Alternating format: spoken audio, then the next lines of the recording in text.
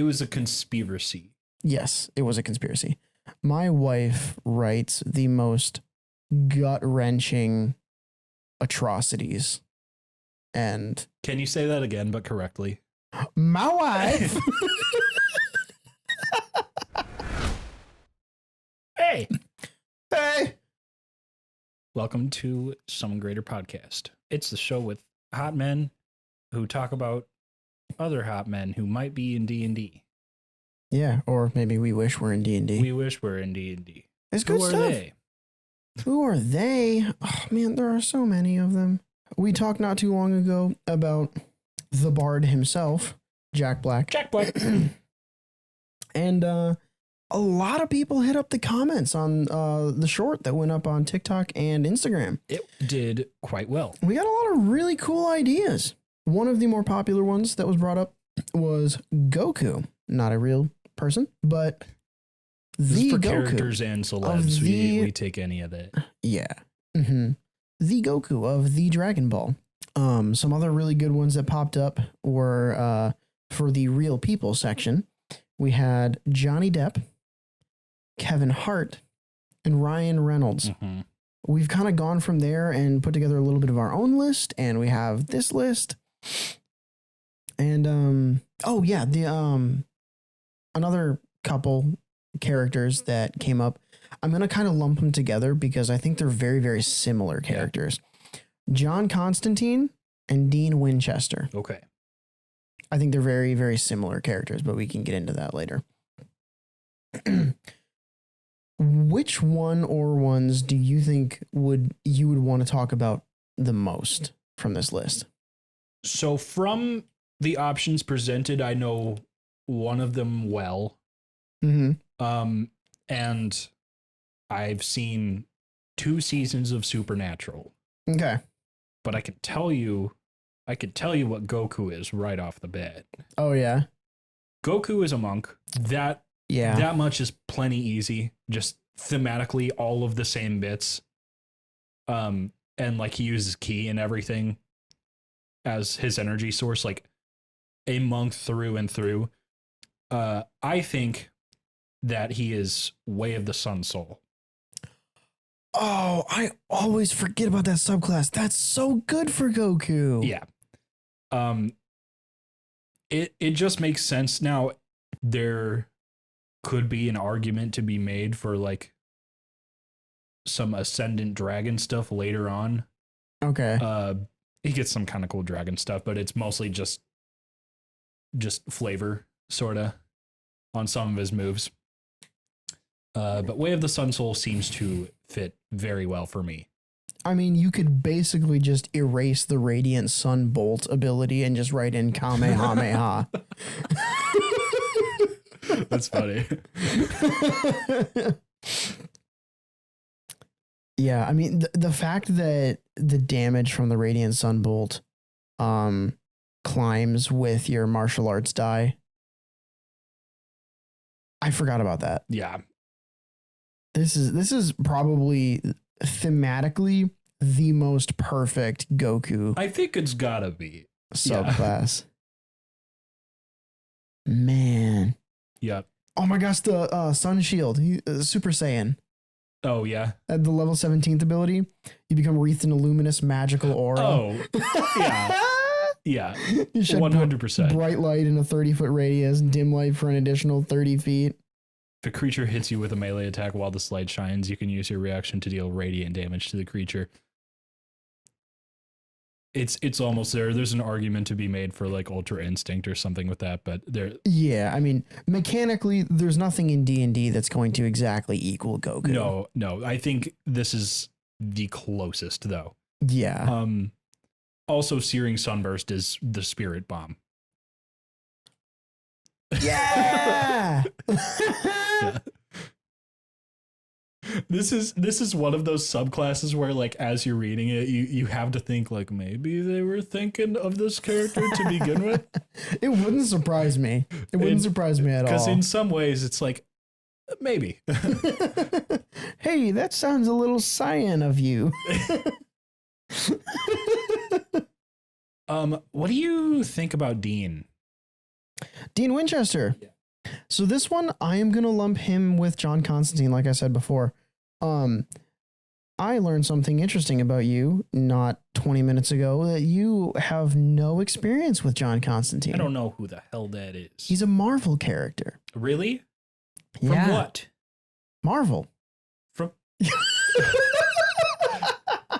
he has his own series. He has his own series. Okay. Mm-hmm. And famously portrayed on the big screen by none other than Keanu Reeves himself. Yeah. Keanu did a John Constantine movie. What movie was he in? John Constantine. What are you talking about? Keanu Reeves played John Constantine in a movie called Constantine. Oh, I didn't know There's an actual movie for it. I didn't know this at all. Yeah, Keanu Reeves even said in an interview on one of the late shows, whatever. Oh, there are two of them? Yeah, I think only one of them's Keanu. But Keanu Reeves specifically said in an interview that if he could go back to and revise any one of his roles, like if it was like you get the call, you don't even think about it, you say yes, what movie would it have been? And he said Constantine. He wants to play Constantine again. Wow. In the MCU. Well, that's sick. That's a crazy gun he's got. Constantine? Which gun does he have? Or is that a gun? It might not be. I can't tell what I'm looking at here. Oh yes, that is a gun. I forgot about the cross gun. It's so goofy.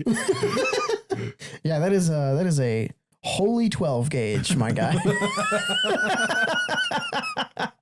That's so funny. But context aside, John Constantine does what Dean Winchester does in the MCU and heightened. Oh. So John Constantine fights. He's just a normal human dude, not a single superpower. Uh-huh.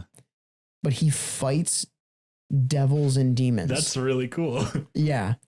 It's super badass. And a big part of his backstory is that I don't remember exactly how it happened, but he died a long time ago and made a deal with the devil to get out of hell. Or maybe he made a deal with an angel to get out of hell. But basically the whole thing was he is resurrected from the dead, doesn't have a single superpower or anything, but he has all of this insane knowledge about demons, what they're weak to, how to affect them, how to like circumvent their deals, whatever kind of a thing. He's like the Goblin Slayer. You don't know what this is, but it's the anime. I think you would like it. Probably. Because it actually takes a lot from D&D. I've heard that. Yeah. I've heard that. Like on purpose. Like it That's uses awesome. D&D imagery a lot and like Nice. there are, dice and character sheet motifs here and there. Like it's really funny, but the Goblin Slayer, like slaying goblins is this guy's passion. And he is like extremely studious about all of the best ways to kill goblins for every scenario. He knows like he has crafted poisons specifically for goblins, and he like drags around an arsenal specified to every mission that involves goblins. It's very interesting and very funny, and I think you would take a lot away from that show actually. That just sounds as a DM. awesome. Yeah, and that is just reskinned. That is exactly Constantine. That's so cool. So it's a bit of a generalization to put John Constantine and Dean Winchester in the same bundle here, but I don't think I want to spend the time right now really breaking down the like infinitesimal details that separate the two. Yeah. They might not be the same character, but if they hit like the same kind of D&D build, then makes sense why you're putting them together. Yeah. I mean, if they both punch a Camry-sized hole in a wall, it's probably a Camry. Jeez. I would put both of them as Order of the Ghost Slayer Blood Hunters. Oh, that's really good. Yeah. I like that so much. Yeah. And they're both humans. Very much. I mean, it's super easy. But yeah, Order of the Ghost Slayer. There's so much about this. The Crimson Rites, where like you take damage to deal extra damage. It's very reminiscent of just how like Constantine never comes out of a fight without a scratch. Mm-hmm. Not once in the movie. He is always the one taking the first hit, taking more hits, and just barely outlasting the other guy. And it's purely based on knowledge and, oh, I have this herb or something that like does damage to this type of demon and stuff like that. So just like again, like you said, the knowledge of his craft and the knowledge of the enemy, it's super good. And it thematically plays really well because Constantine will use a lot of like holy items to inhibit or damage demons, devils, whatever. And blood hunters, especially Order of the Ghost Slayer, they get curse specialist, and you get your blood curses and everything. And they also get ether walk. At level 7 at the start of your turn, you can magically step into the veil between the planes as long as you aren't incapacitated. You can move through other creatures and objects as if they were difficult terrain, as well as see and affect creatures and objects on the ethereal plane. Well, that's good. That fits. Yeah. Yeah. It's so cool. Uh-huh. I mean, obviously, I've been talking about Constantine the whole time, but Dean Winchester has a lot of very, very similar stuff. I haven't watched through all of the seasons of Supernatural, but I have gotten a lot of spoilers because they're all over the internet. There's no way to really avoid them because that show's been going for so long. Yep. But yeah, like the whole dead returned from hell thing, spoiler alert for you, it happens to both of them. And it's so... Everyone knows, I think. Yeah, I figured. So cool. Yeah, there's not even a ton of like super as I say that, I was gonna say there's not a ton of super like this is exactly perfect kind of a mechanic from the subclass, but there's Blood Curse of the Exorcist. Sure. Just feed it to me. Yeah. Just feed it to me. At 15th level, you hone your Hemocraft to tear corruption from the minds and bodies of your allies and to punish those responsible for it. You gain the Blood Curse of the Exorcist for your Blood Maledict feature. Blood Curse of the Exorcist. As a bonus action, you choose one creature you can see within 30 feet of you that is charmed or frightened, or which is under a possession effect. The target creature is no longer charmed, frightened, or possessed. So you can just purge that from them. Wow. And then the Blood Curses obviously have an Amplify feature. To amplify this Blood Curse, a creature that charmed, frightened, or possessed the target of your curse takes 3d6 psychic damage and must succeed on a wisdom save or be stunned until the end of your next turn. There's a counter. Yeah. So you just take a little extra damage, you push it a little harder, and you can knock them out of your friend's head and also stun them and they take damage. Wow. Yeah, that's Dean. Yeah. That's as Dean as it could possibly be. Mm-hmm. And it's super Constantine too. Uh-huh. Neat. Yeah, so again, not a ton of like, oh, I could argue for this or I could argue for that. But it just made me so happy because I was like, what would they be? And then I remembered Blood Hunter. Yeah. Damn, I got a movie I got to watch. Yes. It's really good. It's one of those like really dark 90s movies. So it's like, I mean, good. Yeah. I love that kind of shit. It's like a little more gory version of The Matrix. Nice. Huh. Super, super good movie. Interesting. I have kind of a funny one for you. Oh, yeah. This came to me just like, I was a little tipsy. Dominic Toretto. Oh, no. You're going to like this. Oh, no, man. What did you do? Orc Paladin Path of Redemption.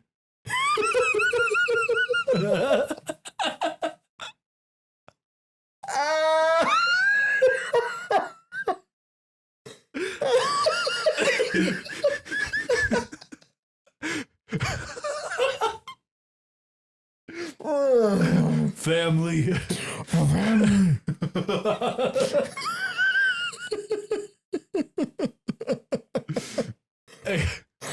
I will take no arguments. It's a real tear. No. That's all I can think of for that. And it is so perfect to me. Yep. No arguments. Oh my gosh. Well, okay, here. It's either Oath of Redemption or Oath of Devotion. I considered both. Yeah. Okay. Yeah.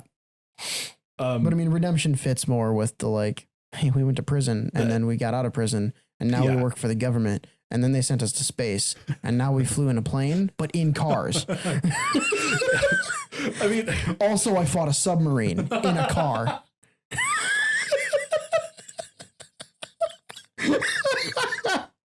Yeah. Oh shit. Oh my God. It feels like he's constantly like atoning for something. So that's the main part of where I'm getting redemption from. I'll fix it. I'll fix my family. Yeah. I can't handle that. Holy shit, man. I have to move on from that. Yeah. You were talking about Ryan Reynolds earlier. Mm-hmm. And I'm having trouble with that. Really? I'm having trouble thinking of one for that. Save for some type of rogue. Now that is like, that's a Deadpool thing, but also like Ryan Reynolds is one of those actors that's a little bit like Jack Black, where he's playing Ryan Reynolds in every movie. Yes. And he was not kidding in the interviews that came out before Deadpool, in which he said, I just am Deadpool.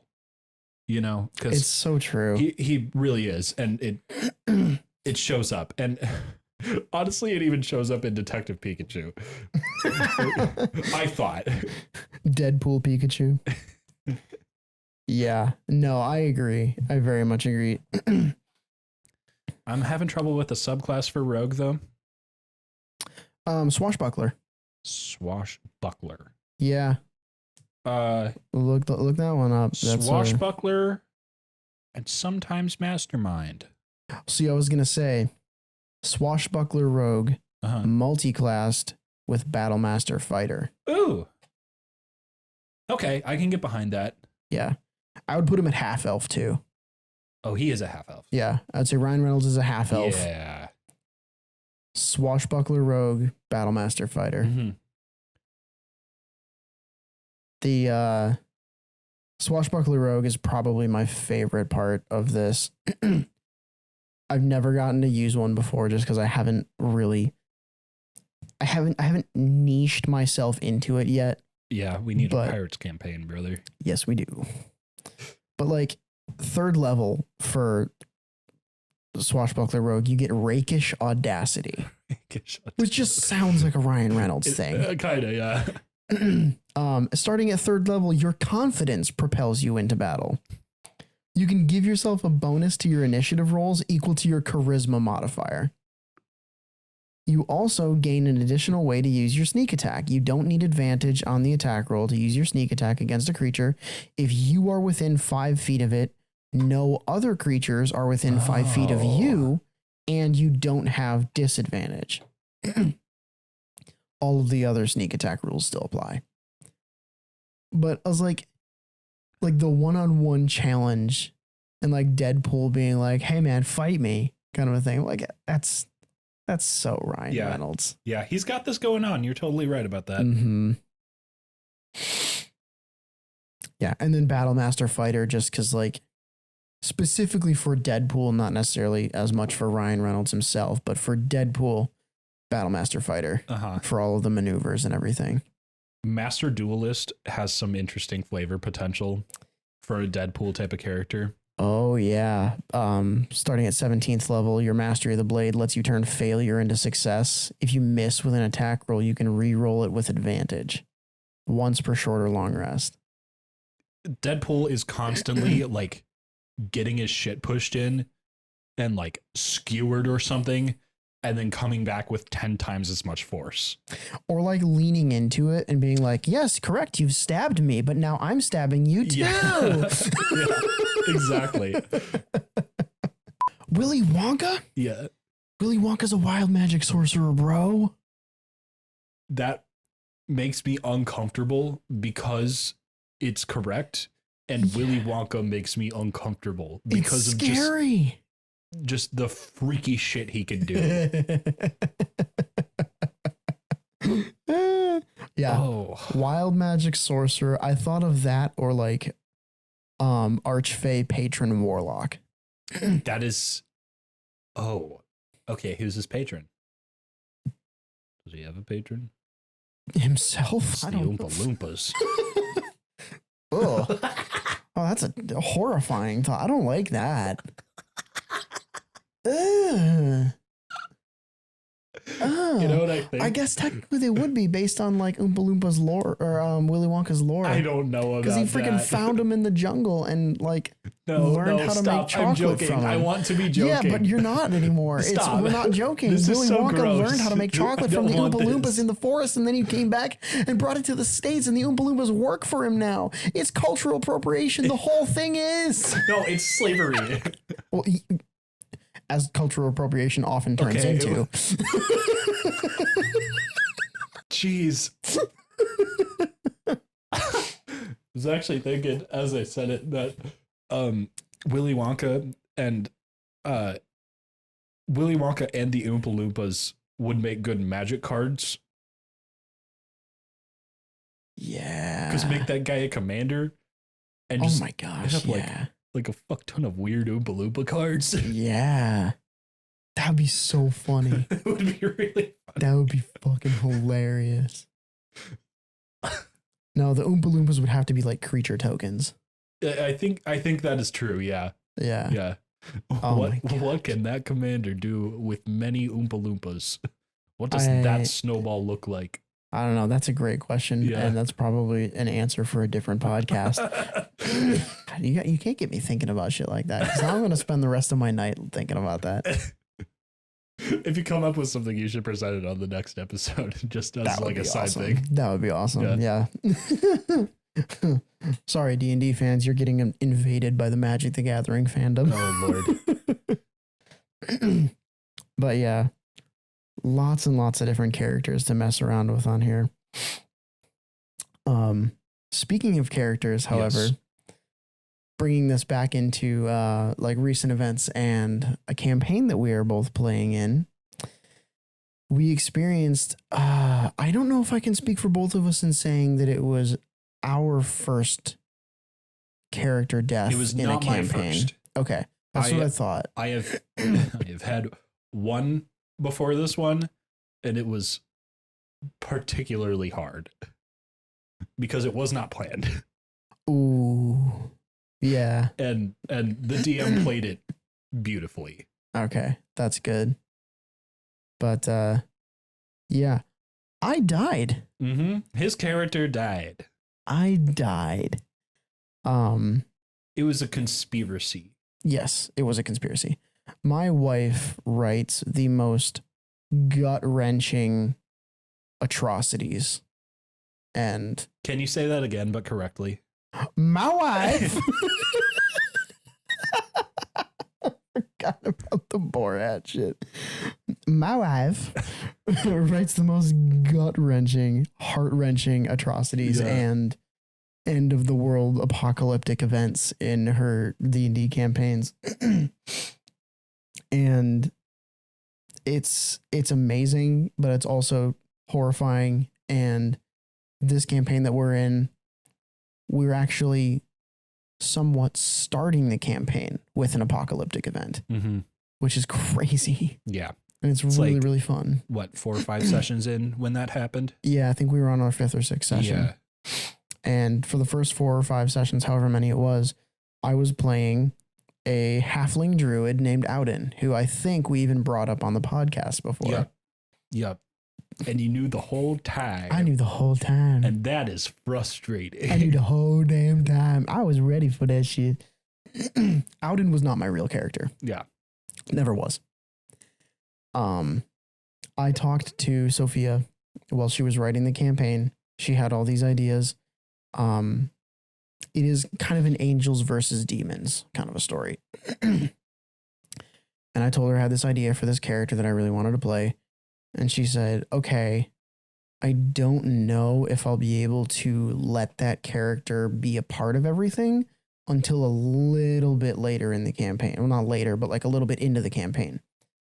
She's like, so how do you want to handle that? And I said, I'll play a temp character. Okay. So you came up with him as a placeholder.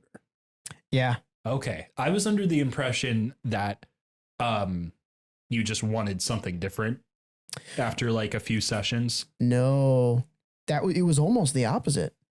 Oh, really? Yeah. How so? I put Auden on paper just as like, I haven't played a druid in a really long time. It'd be cool to play a halfling. And so I just threw it all together and I was like, yeah, there we go. There's my placeholder character. Don't really have any reason to super invest in this because it's not going to be around for long.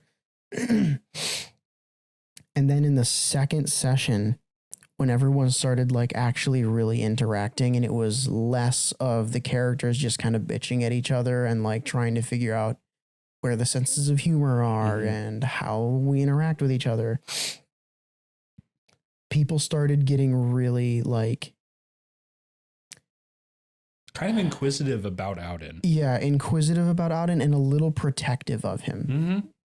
And that was something that I wasn't really anticipating because I had intended to just play him as like a naive little kid who was like really just, I don't understand why you think that way. Like, rah, rah, rah, rah. Like I was kind of like letting him be hard to love because I wanted you guys to be able to be like, oh, Auden, whatever.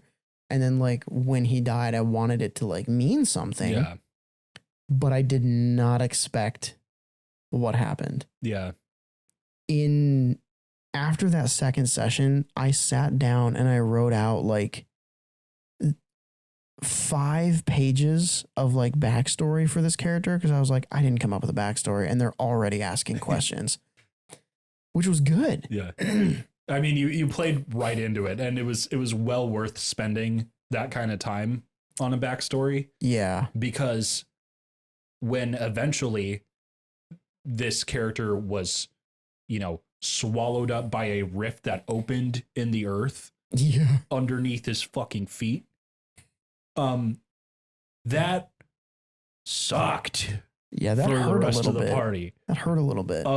It was really hard because like we cared.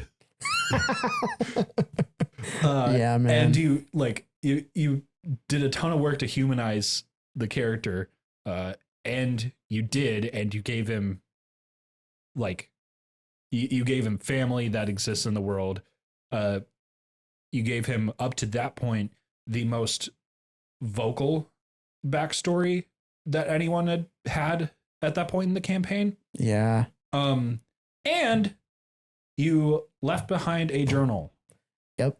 For the character. So several pages worth of a journal. I started with those 5 pages of backstory and I took that and I twisted it into being a personal perspective journal that I think when I was done with it was around 20 pages long. Mm-hmm. And I gave him a massive crush on one of the other player characters because I am evil just as much as my wife is. And I take full responsibility for that. And yeah, there was a solid full evening where I was wrestling internally with, do I actually want to let go of Auden? Or do I want to ask Sophia if we can make a change here, like call an audible at the last minute? Yeah. It was close. I almost kept him around and scrapped my other character. But when I really sat down and weighed the two of them, the backstory that I have for my new character, Ito, is so much more impactful and flavorful, and it meant more to me. Mm-hmm. So it was like going from like a 100% commitment to like an 88% commitment, and I had to choose between the two of them. And I went with the 100% commitment because that was my original idea. I had the most prepped for it. But, oh man, That was hard. There were many real tears shed that session. Yeah. Because there wasn't even like a satisfying narrative ending. No. It was like the very beginning of the session. We were maybe 10 minutes into the session. Yeah. And everything happened. And Auden didn't get a chance to speak to anyone, make a check, make a saving throw, roll anything. Sophia just said, you all see him disappear into the rift. Yeah. And that was the last we ever said or heard about it. It was such an instant that it happened in. And like such a brutally realistic way. Yeah, because that's the thing. Like, I found myself even wishing, like, man, I wish I had been able to even just roll something. I wish I'd been able to call out. I wish I'd been able to like make eye contact with someone. Yeah. But it doesn't happen like it does in the movies. Sometimes people just fall. Yeah.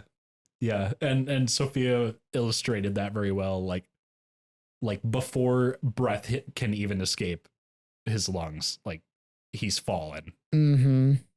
Like out of earshot, beyond where you can see if you were to run back and look. Yeah. It was crazy. Terrifying shit. Awful. Yes. But it brought up a really, really cool question for the podcast and for you guys. And for DMs, kind of more specifically, well, I guess players too. How do you guys handle character death? Like, what would be your preferred method of dealing with that in a campaign?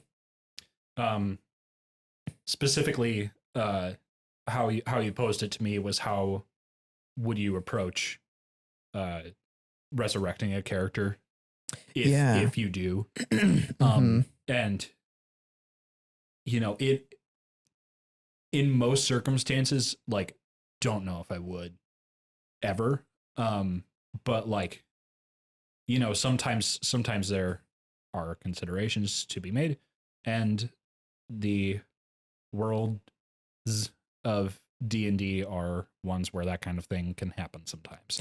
Yeah, that's what I was going to say, is like, we have spells like Revivify, we have spells like True Resurrection, things like that. Like, you can bring people back from the dead. And so it's a matter of, as a player, are you invested enough in that character to take a temporary break and help the rest of your party figure out how to get them back? Right. Or do you want to say, hey, that was really fun. Let me pull out this other character that I have. Yeah. Or I think narratively it makes sense for that character to just be gone because of what happened to them. Yeah.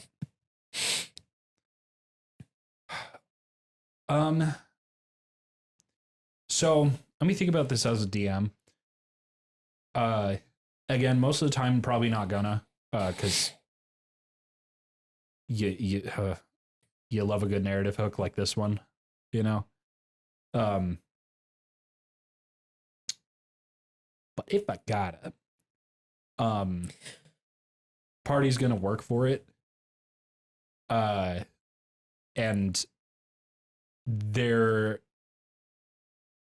there's gonna have to be some serious soul searching involved, I think. Yeah. Well, and that's the other thing, like, I was going to say. Sorry, I want to make the party question themselves and their motives in bringing a party member back. Yeah, absolutely. Like, does the fallen member, would they want this kind of thing? You know? Yeah, I want them to get philosophical about it. I mean, I was going to say, one of my favorite tropes that has come from the resurrection thing is actually another buddy of ours, Mike, who I was in a campaign of his for a while. We had a character die in probably the most hilarious, stupid way possible.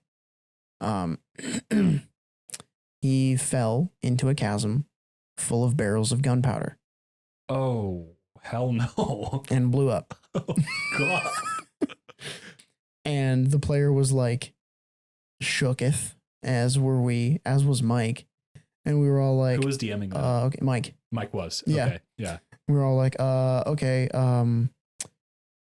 we're going to end the session there and we'll figure out what direction we want to go later. Oh man, that's so funny. I love it when it startles the DM like that. Yeah. And, I have another story of scaring the shit out of Mike as a player in his campaign. But for this one, the player talked to him and was like, yeah, I want to keep playing that character. And so Mike was like, okay, let me think about options. And what he came up with was a quest line for the rest of the party to go find this character's soul. Oh, okay. That had been taken or like laid claim to by like a god of death or something like that. And so when the character came back, originally he was a fighter. When he came back, he was a fighter warlock. That's great. Yeah, I was totally gonna jump into that. Like, if you bring a character back, something has to be different, I think. Yeah, I agree. I mean, I don't think it's necessary, but I think there is a 98% chance that it improves the role play and the story. Yeah, almost always. I think always. Yeah. Like, man. The first thing that I just thought of was Aaron's character Gumdrop in that one session I was present for. Yeah, it was a mini campaign that we played. Where, like, banished to the Omega realm or wherever the deck of many things put her temporarily. Yeah, she drew so many cards. She drew so many cards. Was it 2 or 3 cards? It was like 5. Holy God. Yeah. But one of them was the one that like jettisoned her soul and like trapped her away. And then another one was like roll on this table and that's what your alignment changes to. Because she was originally super chaotic neutral. Yeah. And then I think she came back as like neutral good. Yeah, it doesn't matter because she something like that. Role played it terrifyingly. Yeah, just like, but it was right this, into it. Yeah, it was this like pixie rogue type character that was all like, "I'm gonna steal your shit when you're not looking." And then her soul got jettisoned. They had a way to get it back fairly quickly, honestly, which was really cool. But then when she came back, she was like, "Hello, fellow travelers. It is good to be back with you." And everyone was like, no, that's not right. But yeah, she had this whole thing she wanted to write out for like what happened and like how everything changed. And I was like, this is really cool. Yeah, that's entertaining. We've also talked a little bit about forcing a multi-class after something like that happens.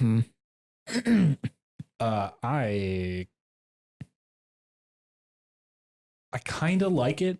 It's hard to manage logistically because it's like are you just gonna throw like one level of this new class on someone, or like shave the top few levels off and put it into this other thing? Yeah, the other thing that you could do theoretically, I have a lot of experience with Critical Role and the way that they have handled resurrection in their campaigns. Because backing up a little bit to where you said that deaths are incredible plot hooks, and so it's hard to justify necessarily reversing that. Yeah, I agree with you if it happens at low levels. But if you have a character die at high level, like 9, 10 or above, a lot of times you've been in that campaign long enough that you're pretty invested in that character. Right. And so you have to either have like a reason and maybe you were planning to kill the character off, or maybe the character dies and you just decide, that was a fitting ending for them. But in Critical Role, their group was so well knit. They didn't want to lose any of their characters, and they went through several resurrections on multiple party members. Yeah. And a really cool way that they handled it later on down that character's storyline is that a specific god started reaching out to them. Oh, okay. Mm-hmm. Like, and being like, hey, like because they were doing it so often, because they had died before, and because they were brought back and they were like still in the world, like they had technically their soul had passed, using Critical Role lore here. Technically, their soul had passed beyond the divine gate and then been summoned back by the resurrection. So the gods were like, think, think, think, think. What you up to? What you got going on? Yeah. You want to work for me, or do you want to just come back? Kind of a thing. Like, I don't think that's exactly how it went, but like, it's how it seemed to me sometimes. I mean, I would start doing something like that as a DM if it was like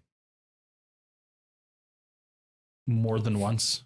Yeah. I think. Well, and the other cool thing that Critical Role did for like the like stacking difficulty of a resurrection was not just a spell. Mm-hmm. Like, it was a whole ritual. Yeah. Matt Mercer had written this mechanic where when you go to resurrect someone from the dead, you have to have like at least one or two people there with you, whoever casts the spell. And those people have to try to persuade the soul to come back. And they can choose how they would like to do that. So like, some ways that they did it was a performance check, like with a song or a limerick or something like that. Other ways would be like persuasion. Other ways would be, a funny one was intimidation.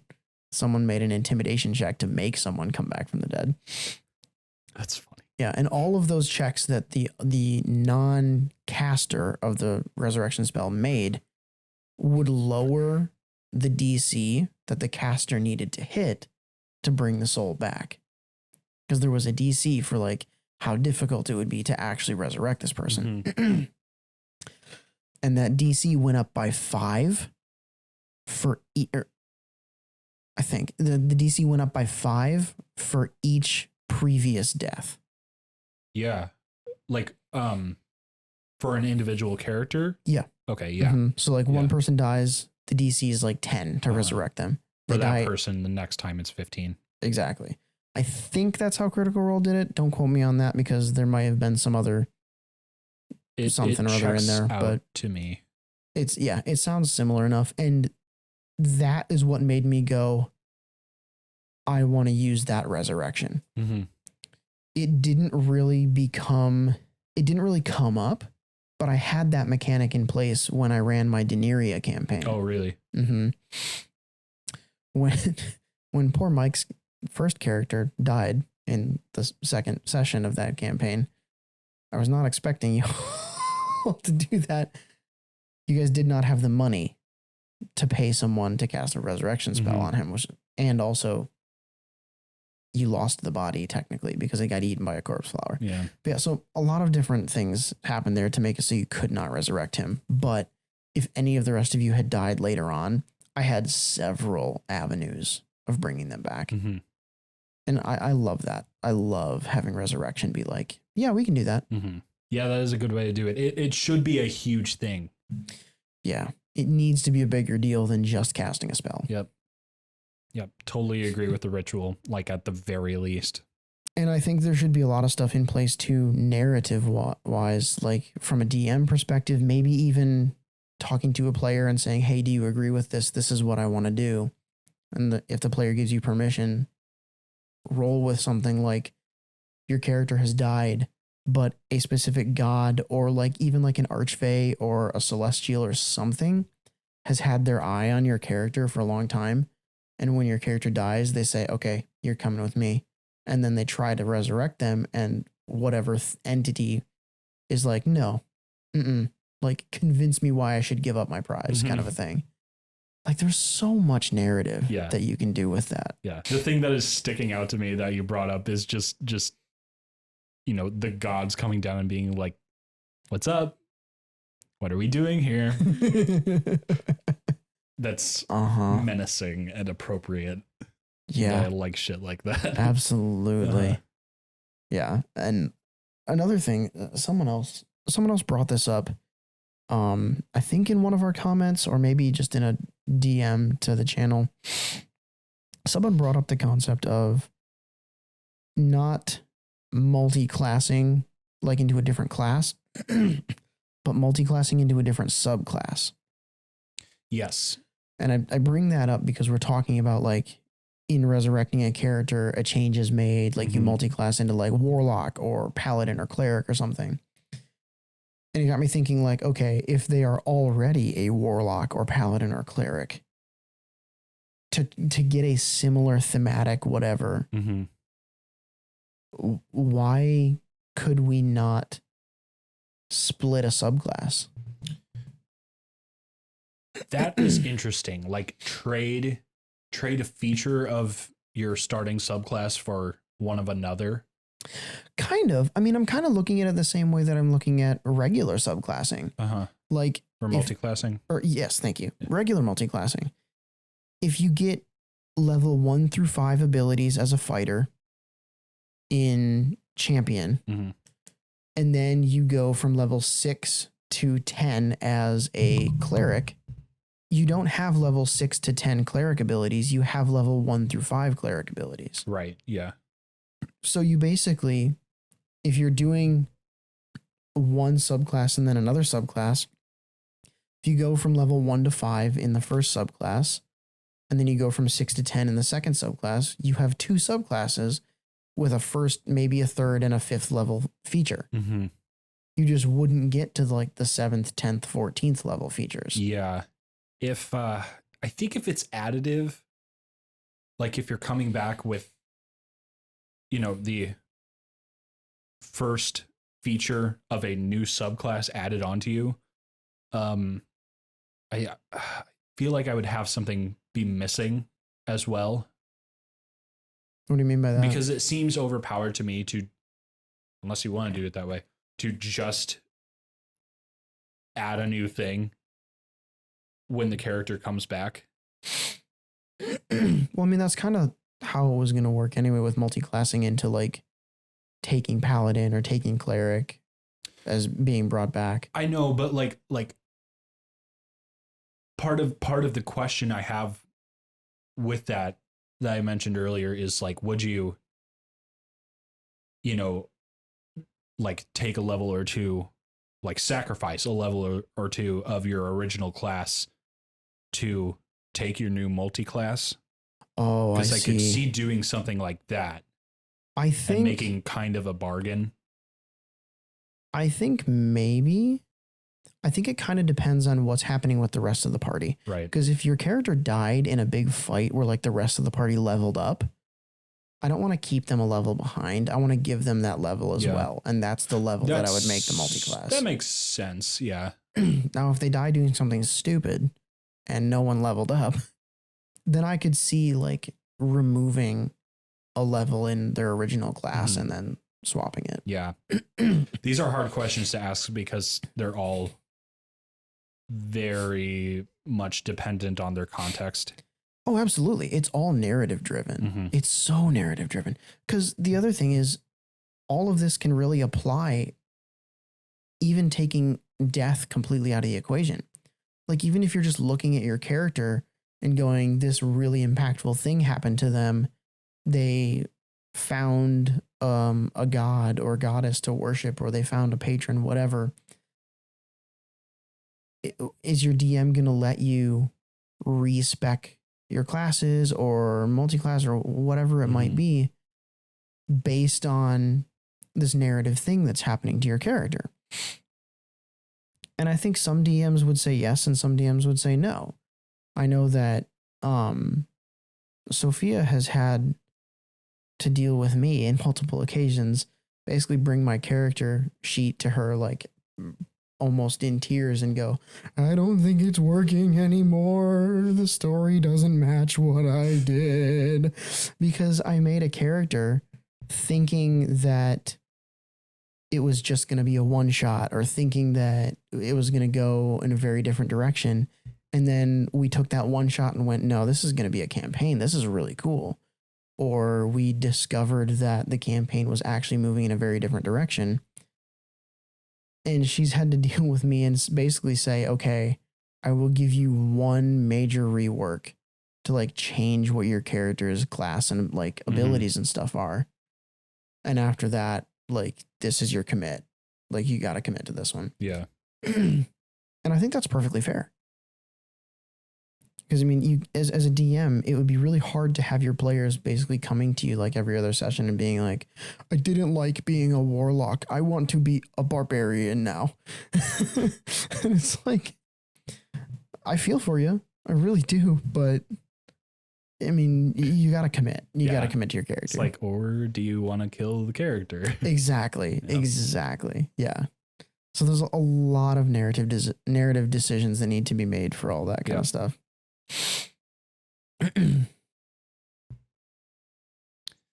I very much agree. Mm-hmm. Another interesting thing, just on the lines of like a change happening to your character. I can't remember where I heard this originally brought up, but it stuck in my head, and I wanted to talk about it because I thought it was just really interesting. This is very, very specific to paladins, where you make your oath of vengeance, oath of redemption, whatever. The question was, what happens if you fulfill that oath? Yeah. This is not something that I feel like D&D answers very well, if at all. Yeah. And I think it is really, really worth considering as a mechanic. Yeah. I mean, it's not going to be super prevalent because it doesn't even happen to every paladin oath. Like Oath of Devotion, Oath of the Watchers, like things like that. Yeah, it can't for many of them. Yeah, they don't really have an ending. But like Oath of Vengeance, if you swear to avenge your family for like something that happened and you do it, it's like, okay, now what am I vengeancing? Yeah. Yeah. Like, you know, I imagine for many characters that take that kind of oath as a paladin,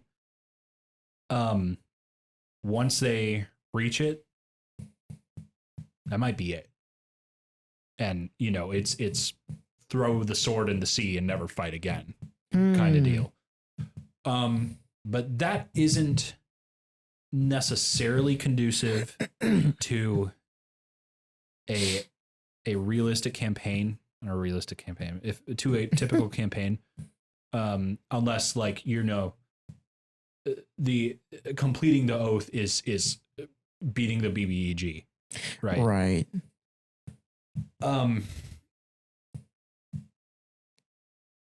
But like, even if that's the case, if you decide to run like another season of that campaign and you're like, oh, maybe there's another BBEG later, you can't really bring that character back then unless you handle this in some way. Right.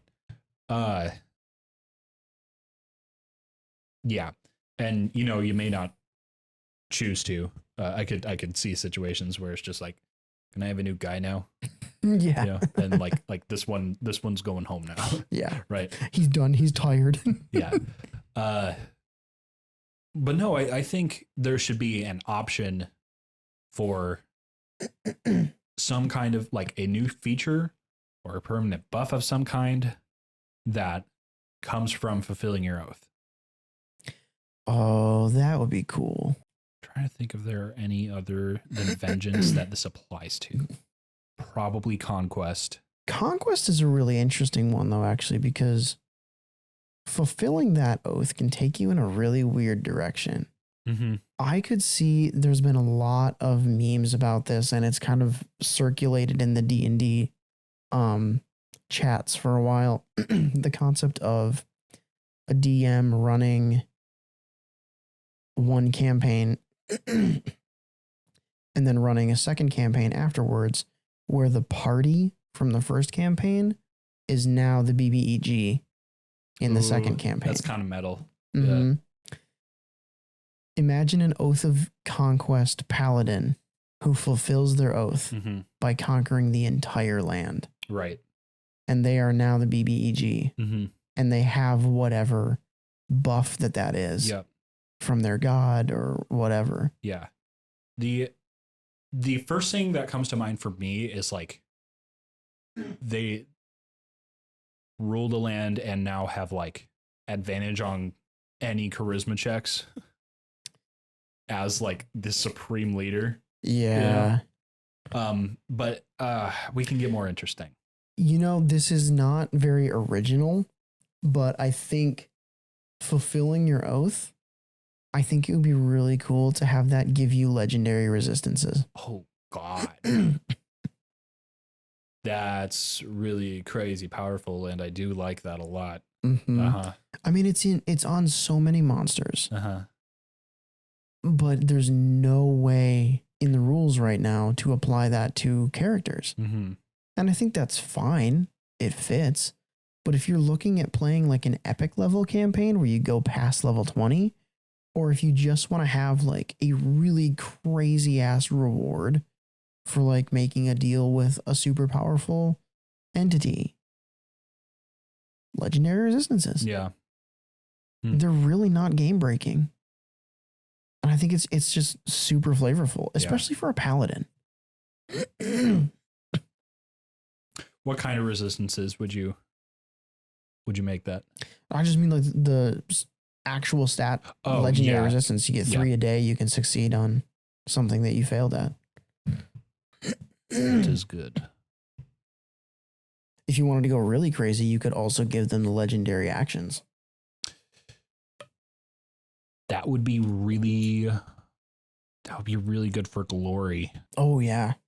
It's like if you by some metric achieve said glory. Oh my gosh. To do some glorious shit.